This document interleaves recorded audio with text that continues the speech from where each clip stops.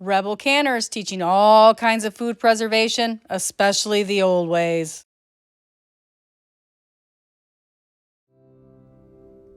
Welcome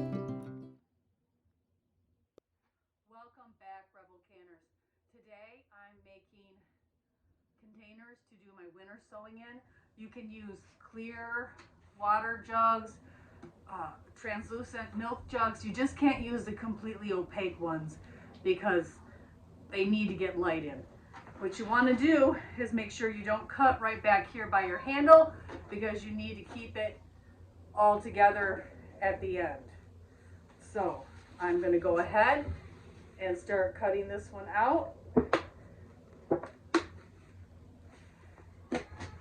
And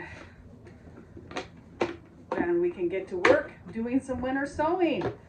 I have so many things I want to sow. Having joined Shed Wars, careful with that thing. Having joined Shed Wars this year, I think that I've got to really put a big push on my garden. Last year I was gone 8 weeks in the summer, so I couldn't do it, a garden like I would want, because nobody would take care of it for me. So there you go. You leave just that handle part, and then you have a nice container that you can close back up. You take this off so the water can get in all winter. And then in the bottom, you do, I just do a little crisscross on each of the four corners so that any water can get out that's excess. And there's drainage for your plants. Like I've said before, I am a very lazy gardener, and this winter sowing method is perfect for me. It's still January, so this one is going to be flowers. And you're like, well, how is that in your garden for food production? But I have honeybees, and my honeybees need to eat. And so I am planting the hollyhocks. And this one has a story, so I'm going to read it to you. It's from a town where my daughter went to college, and I picked them up at a seed swap in that town. A note from, I'm going to just use the initials here, DM.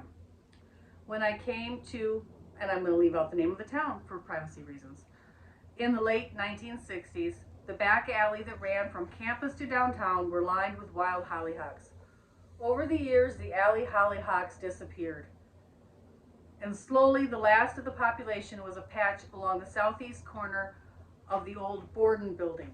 And I think I put a picture of the old Borden building in one of my videos about milk and condenseries and all of that. But I'll leave a thing up here to that video on the history of canning milk. In the late summer of 1988, I picked a paper bag full of seeds to plant at my office building, leaving the address out for privacy reasons again. When I returned to get more to plant in the alleyways, they had been mellowed down. The plants thrived at my office and have been shared throughout the garden club with many gardeners. And so these are going in my garden along with keeping their story, as I've vlogged it here for you. In this container, I'll plant them out and then put them in my garden. And so I am really happy to have those to plant out. It'll help feed my bees as they're a beautiful plant in the spring. So what I do next, fill this with potting soil, gives me a good 4 to 5 inches, almost up to the top. I'm also going to put some little rabbit berries from my little fertilizer factory pet rabbit in here in the bottom to help give them a good start, especially when I plant them out. That'll go with them. So there you go, Rebel Canners. This is how you make a container to plant for winter sowing, and I will give you some updates as I get more of these done. Thank you.